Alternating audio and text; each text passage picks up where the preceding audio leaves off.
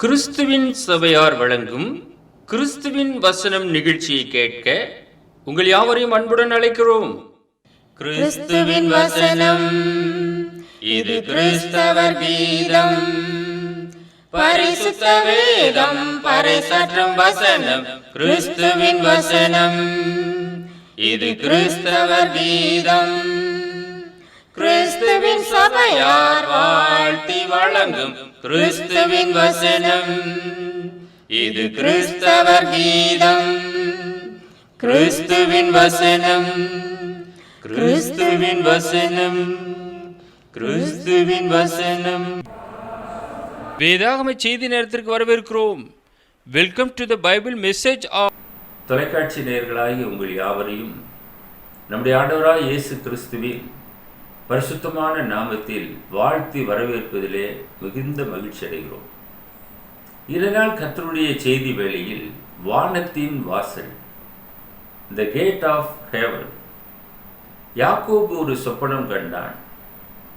ஆதியாகமம் 28வது அதிகாரம் 12-13 வசனங்கள்.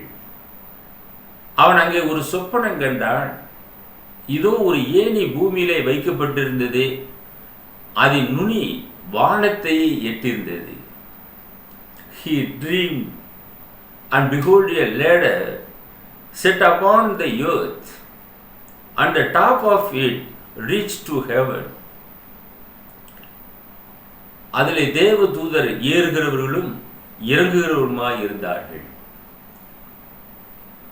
Behold, the angels of God ascending and descending on it. அதற்கு மேலாக கர்த்தர் நின்று, நான் உன் தகப்பனாகிய ஆபிரகாமின் தேவனும் ஈசாக்கின் தேவனுமாகிய கர்த்தர், நீ படுத்திருக்கிற பூமியை உனக்கும் உன் சந்ததிக்கும் தருவேன் என்றார். இந்த யாக்கோபு தன்னுடைய தகப்பன் ஈசாக்கு ரெபெக்காளுடைய வார்த்தைக்கு கீழ்ப்படிந்து அங்கே லாபானை சந்திக்கும்படியாக கடந்து செல்கின்றான்.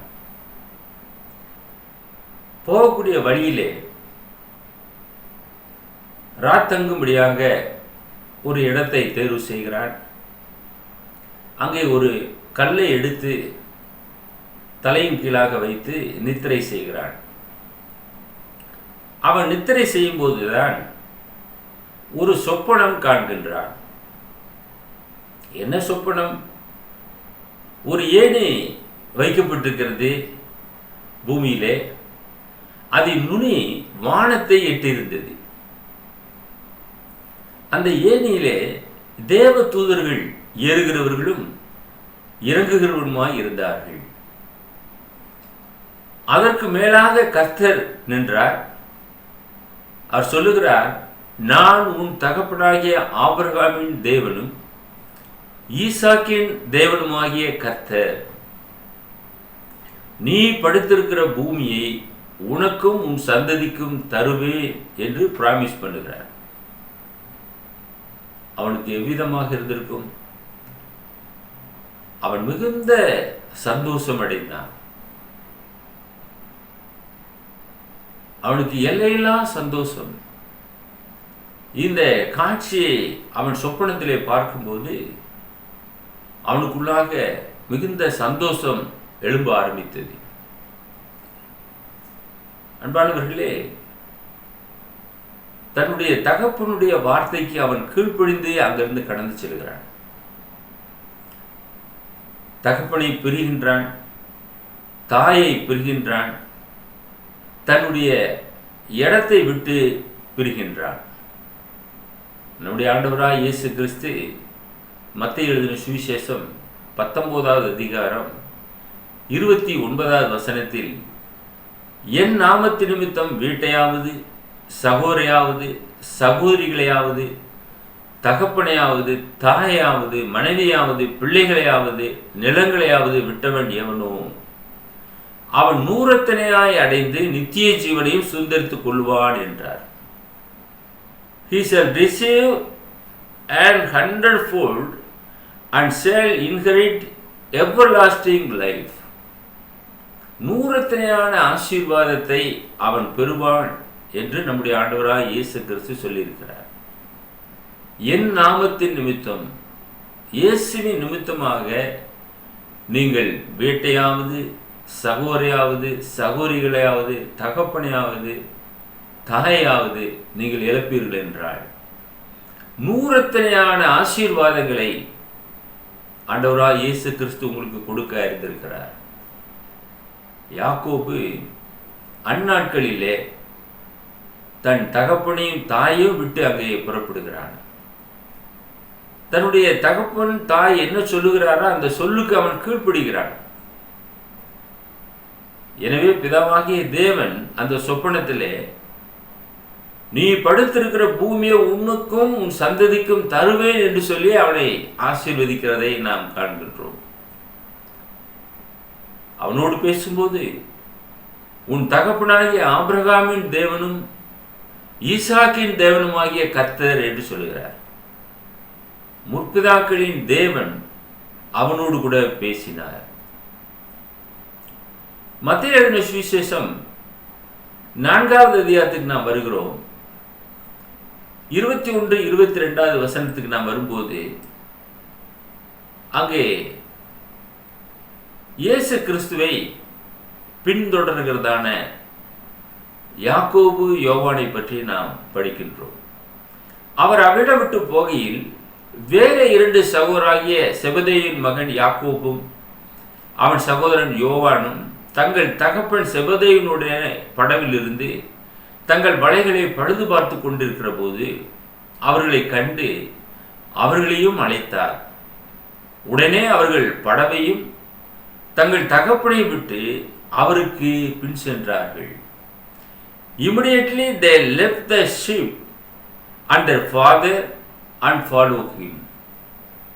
உடனே அவர்கள் தகப்பனை விட்டு விட்டார்கள். இயேசு அழைக்கிறார்.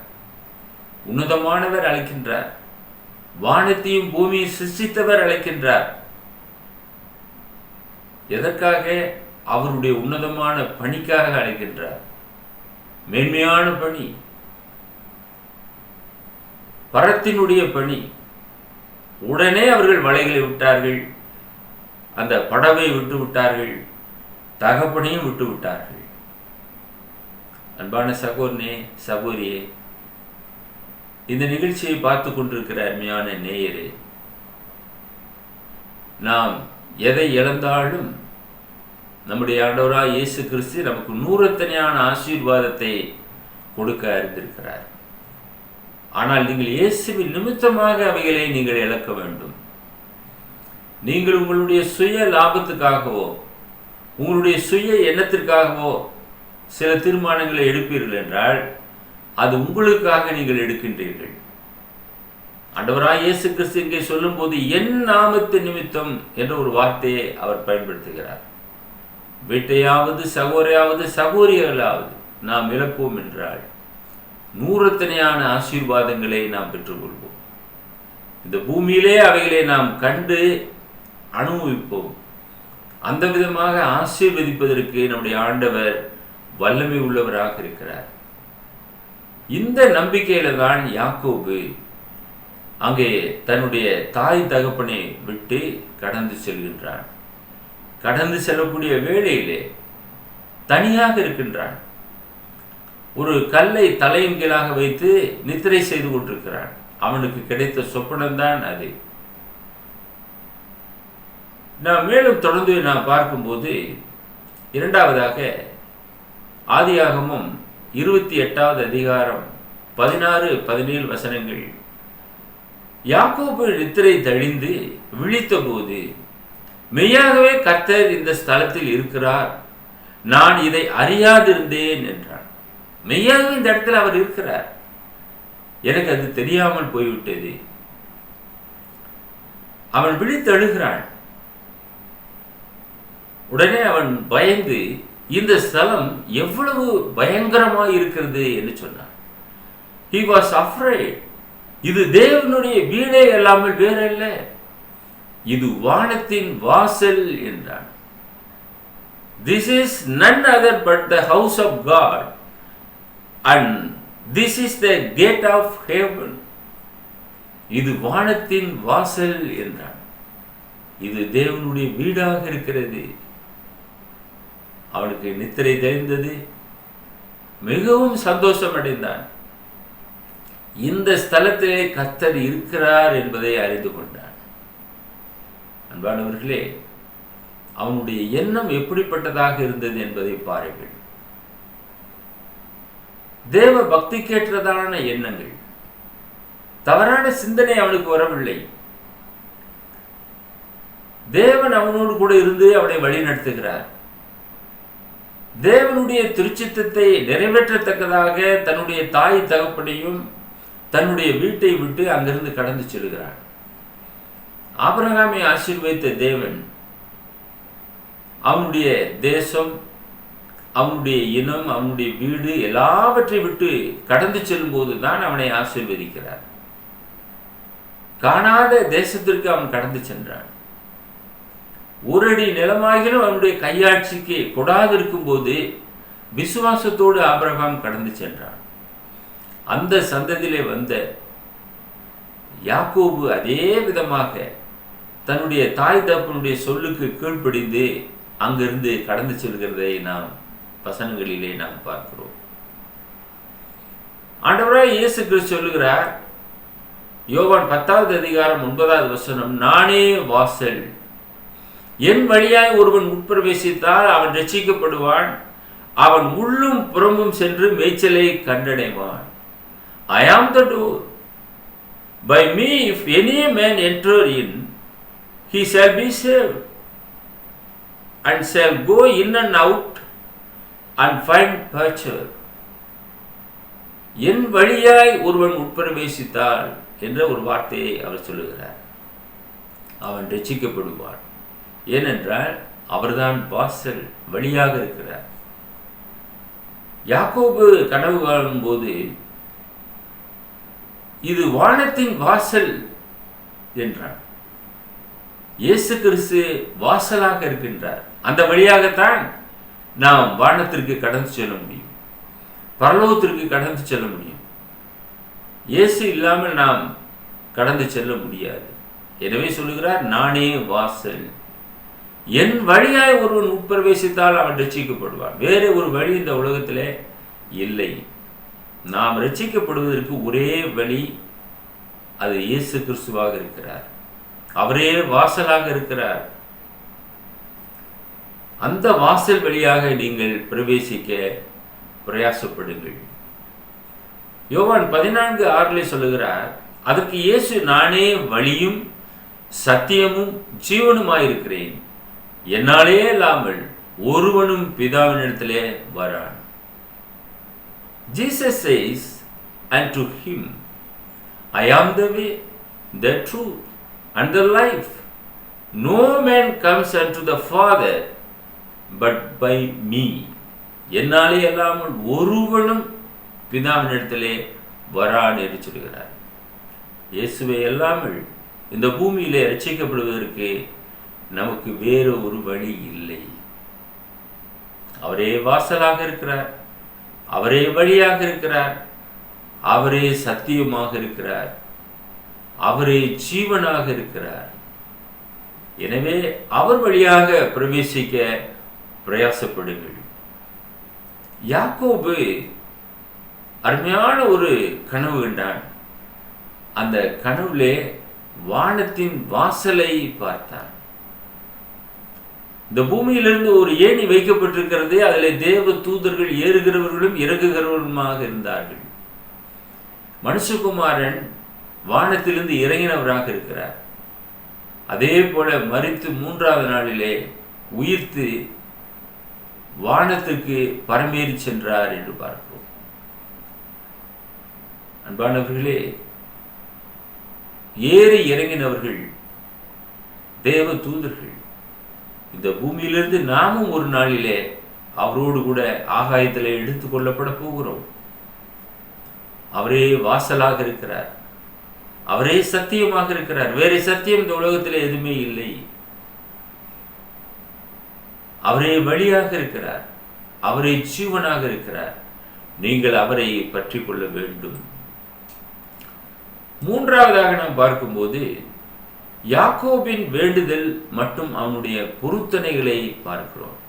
ஆதியாகமம் 28வது அதிகாரம் 20 முதல் 22 வசனங்கள். அப்பொழுது யாக்கோபு, தேவன் என்னோடு இருந்து நான் போகிற இந்த வழியிலே என்னை காப்பாற்றி உண்ண ஆகாரமும் உடுக்க வஸ்திரமும் எனக்கு தந்து என்னை என் தகப்பன் வீட்டுக்கு சமாதானத்தோடு திரும்பி வர பண்ணுவாரானால் கர்த்தர் எனக்கு தேவனாய் இருப்பார். நான் தூணாக நிறுத்தின இந்த கல் தேவனுடைய வீடாகும். தேவரீர் எனக்கு தரும் எல்லாவற்றிலும் உமக்கு தசம பாகம் செலுத்துவேன் என்று சொல்லி பொருத்தனை பண்ணி கொண்டான். யாக்கோபு ஒரு பொருத்தனை செய்தான். தேவன் என்னை சுகத்தோடு இங்கிருந்து வழி நடத்தி நான் போகிற வழியிலே என்னை காப்பாற்ற வேண்டும். அவனுடைய கோரிக்கை. வேற எந்த ஒரு காரியத்தையும் அவன் கேட்கவில்லை. என்னை காப்பாற்ற வேண்டும், உண்ண ஆகாரம் கொடுக்க வேண்டும், உடுக்க வஸ்திரம் எனக்கு கொடுக்க வேண்டும். இந்த இடம் தேவனுடைய வீடாகும் நான் திரும்பி வரும்போது. எப்படிப்பட்ட ஒரு பொருத்தனை என்று பாருங்கள். எல்லாவற்றிலும் நான் தசமபாகம் செலுத்துவேன். வெறும் கையனாக போகின்றான். ஒரே ஒரு நபர் தான் தனியாக போகின்றான். அவனுக்கு மனைவி இல்லை, பிள்ளைகள் இல்லை, தனி நபர். ஆபிரகாமை போல வெறும் கையனாக அங்கே வெளியேறுகிறான். அன்பானவர்களே, அவனுடைய விசுவாசம், அவனுடைய நம்பிக்கை எப்படிப்பட்டதாக இருந்தது?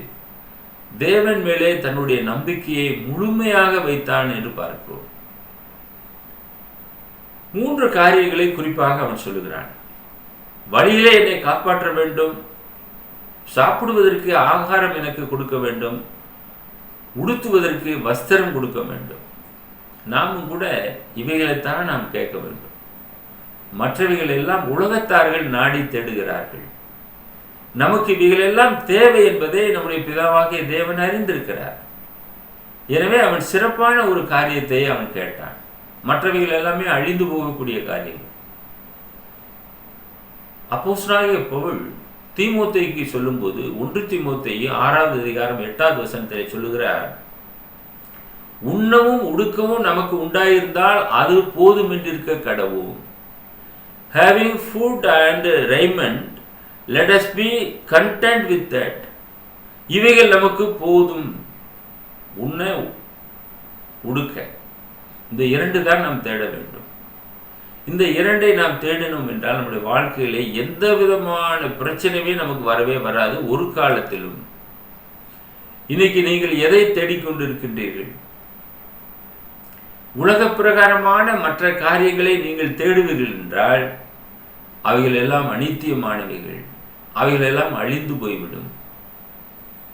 இந்த 2 ஆசீர்வாதங்களை நம்முடைய பரலோக பிதா நமக்கு எப்போதுமே கொடுப்பதற்கு வல்லமை உள்ள தேவனாக இருக்கின்றார்.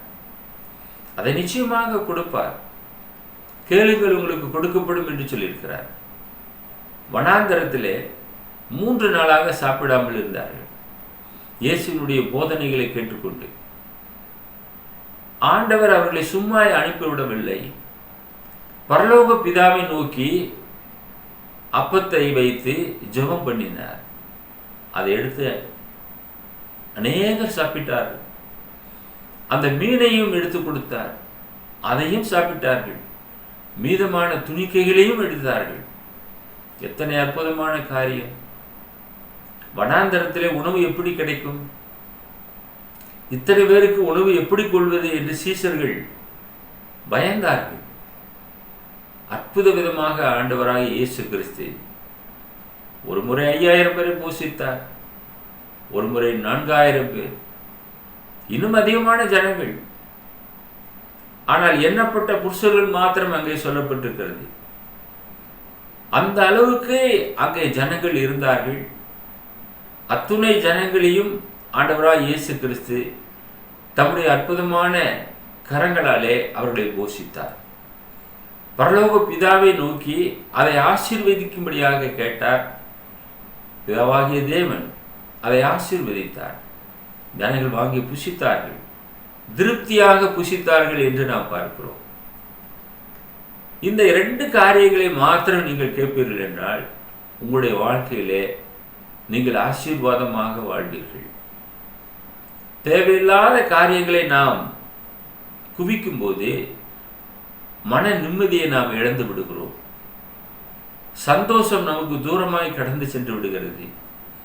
வேதனைகளும் கசப்பான வாழ்க்கையுமே மிச்சமாகிறது. எனவே உண்ணவும் உடுக்கவும் நமக்கு உண்டாயிருந்தால் அது போதும் என்று இருங்கள். அது கடைசி மட்டுமாக உங்களை கைவிடாது பாதுகாக்கும். எபேசியர் 5வது அதிகாரம் 29வது வசனத்துக்கு வரும்போது, தன் சொந்த மாம்சத்தை பகைத்தவன் ஒருவனும் இல்லையே, கர்த்தர் சபையை போஷித்து காப்பாற்றுகிறது போல ஒவ்வொருவனும் தன் மாம்சத்தை போஷித்து காப்பாற்றுகிறான். கர்த்தர் சபையை போஷித்து காப்பாற்றுகிறார் என்று நாம் பார்க்கிறோம்.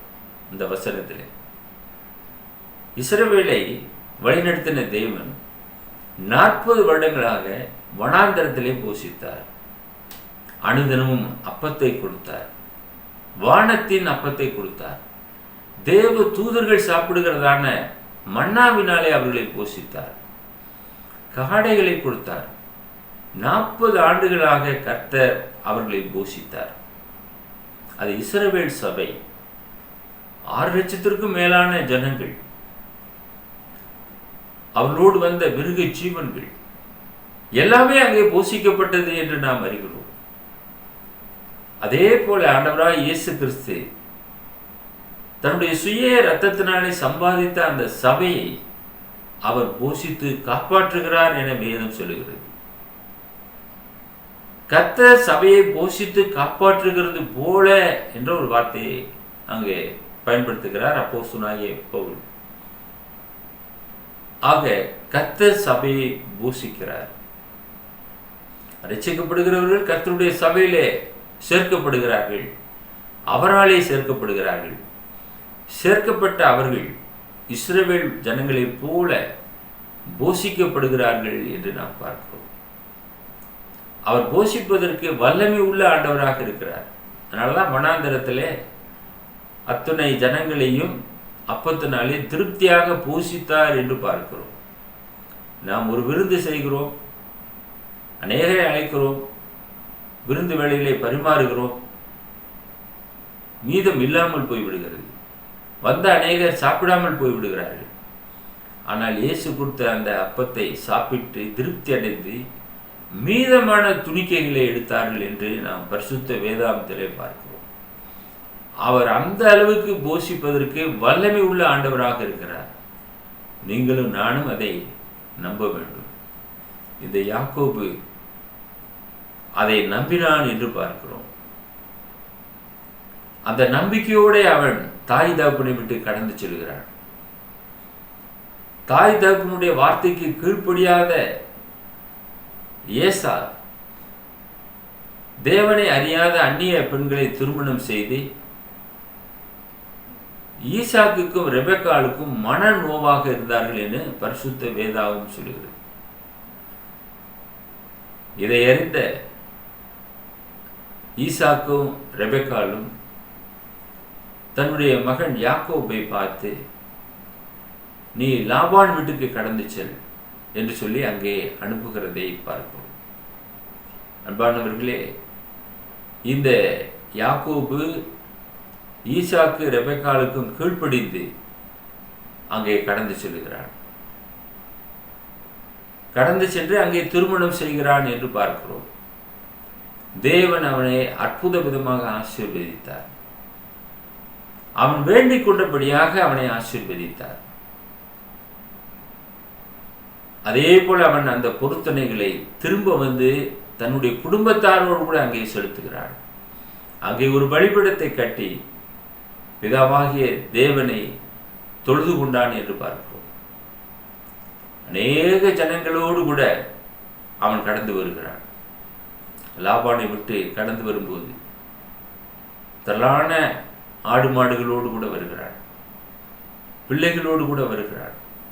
அவனுடைய சந்ததியை தேவன் ஆசீர்வதித்தார். நான் ஆசீர்வதிப்பேன் என்று அவனுக்கு வாக்குத்தத்தம் செய்திருந்தார். அந்த வாக்குத்தத்தத்தின்படியாக அவனை ஆசீர்வதித்தார் என்று பார்க்கிறோம்.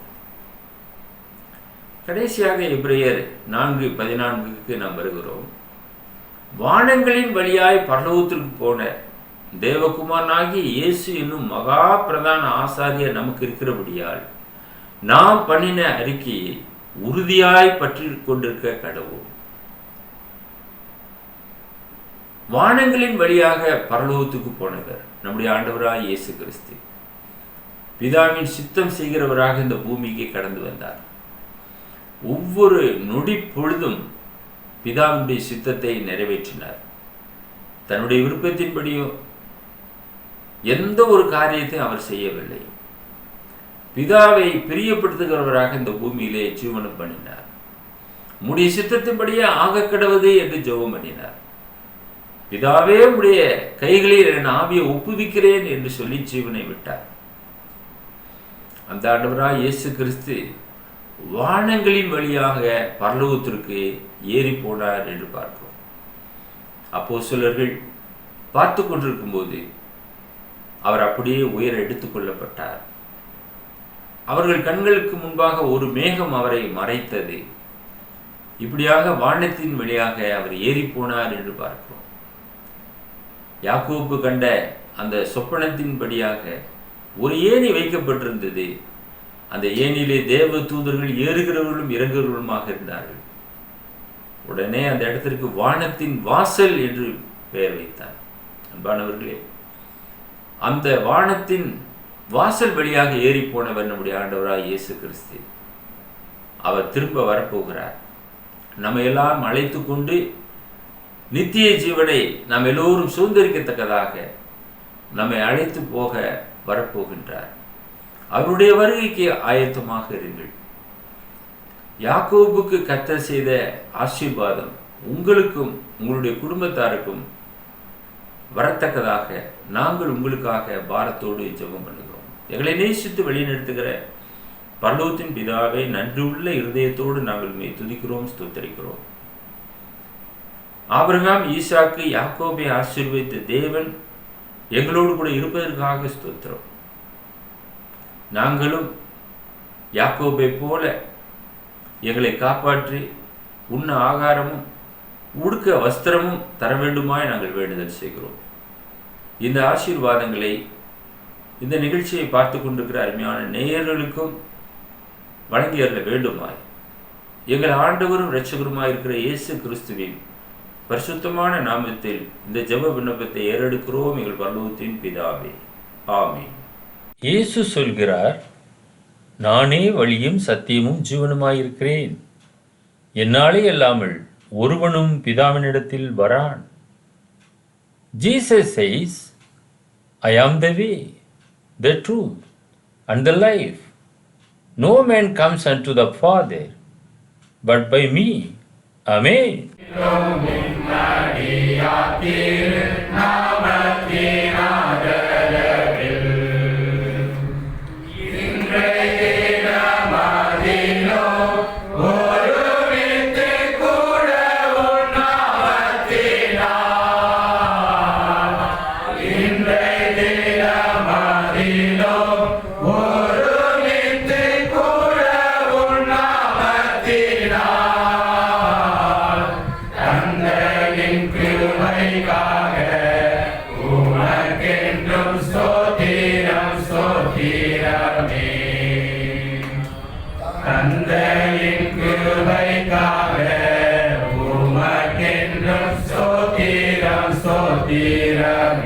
எங்கள் முகவரி the word of Christ, post office box number 5, Batlagundu 624202, south India. அவர் mobile number 9443558041. Another number 6379350509. Email address arjunandglory@gmail.com. View our The Word of Christ program on YouTube channel. May God bless you all. மீண்டும் அடுத்த நிகழ்ச்சியில் உங்களை சந்திக்கும் வரை கர்த்தருடைய கிருபை நம் அனைவரோடும் கூட இன்றும் என்றும் சதா காலங்களிலும் இருப்பதாக.